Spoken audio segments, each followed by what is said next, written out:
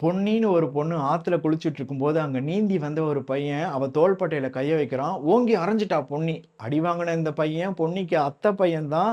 பொன்னி சின்ன வயசுல இருக்கும்போதே அவளுக்கு தான் இவன்னு பேசி முடிவெடுக்கப்பட்ட பையன் தான். அப்புறம் ஏன் அறைஞ்சா?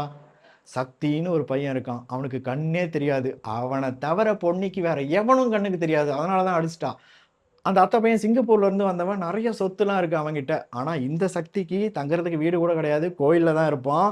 4 சட்டை 2 வேட்டிய மூட்டையில முடிச்சு வச்சிருப்பான். அதுதான் மொத்த சொத்து. ஆனாலும் பொன்னிக்கு அவன தான் பிடிக்கும். அந்த அத்தை பையன் பொன்னிய பார்க்கறதுக்கு வீட்டுக்கு என்னென்னமோ வாங்கிட்டு வருவான். பொன்னி பார்க்கவே மாட்டா. பார்வையே இல்லாம சக்தி இருந்தாலும், அவன பார்த்துக்கிட்டே இருந்தா போதும்னு கோயிலுக்கு தான் வருவா. ஏன்னா சக்தி ரொம்ப அழகா பாடுவான். அந்த பாட்டுக்கு ராகத்த இந்த பொன்னி தன்னோட கொலுசுல இருந்தே குடுத்துக்கிட்டு இருப்பா. சக்தி நெனப்பான், ஒருவேள நம்ம ரசிகையா இருப்பாளோ அப்படின்னு. சக்தியோட எல்லா ட்ரெஸ்ஸையும் துவைச்சு காய வைப்பா. அப்ப நெனப்பான், குருவுக்கு தொண்டு செய்ற மாரி செய்றா போல இருக்குன்னு. இந்த சக்திக்கு ஒரு பழக்கம் இருக்கு. அம்பாளுக்கு தினமும் மாலை போட்டுட்டு பாட்டு பாடுவான். அன்னைக்கு அந்த மாரி மாலை போடலான்னு வரும்போது, படி இடறி அந்த மாலை பொன்னியோட கழுத்துல விழுந்துடுது. அன்னைக்கு இவன் பாடும்போது பொன்னி ஆடுறா. ஒரு கொலுசு கழண்டு விழுந்துருது. அன்னைக்கு ராத்திரி அந்த கொலுச சக்தி கையில வச்சுக்கிட்டு, அவன் நெனப்புலயே உட்கார்ந்திருக்கான். அங்க பொன்னி இவன் போட்ட மாலைய கையில புடிச்சுக்கிட்டு இவன் நெனப்புலயே அவ அங்க படுத்திருக்கா. திடீர்னு ஞாபகம் வந்துருச்சு. ஐய்யய்யோ! கொலுசு ஒண்ணு காணுமேன்னு ஓடி வரா. அப்ப சக்தி கேட்குறான், "நீ யாரு எனக்கு?" அப்படின்னு.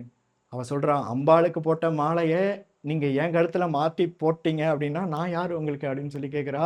அவனுக்கு புரிஞ்சிருச்சு. அவன் கையில இருந்த கொலுச அவ பாதத்த தொட்டு அந்த கால்ல மாட்டி விடுறான். அந்த திருகாணி கொலுச கெட்டியா புடிச்சுக்குது. அந்த கொலுசோட சத்தத்த அவன் மனசு கெட்டியா புடிச்சுக்குது.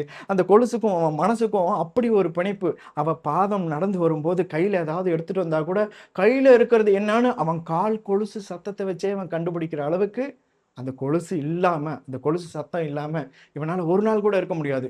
3 நாளு பொன்னி இவன பார்க்க வரவே கிடையாது. இவன் 3 நாளும் சாப்பிடல, தூங்கல. அப்போ ஒருத்தன் வரான். கோயில் பூசாரி கிட்ட சொல்றான்.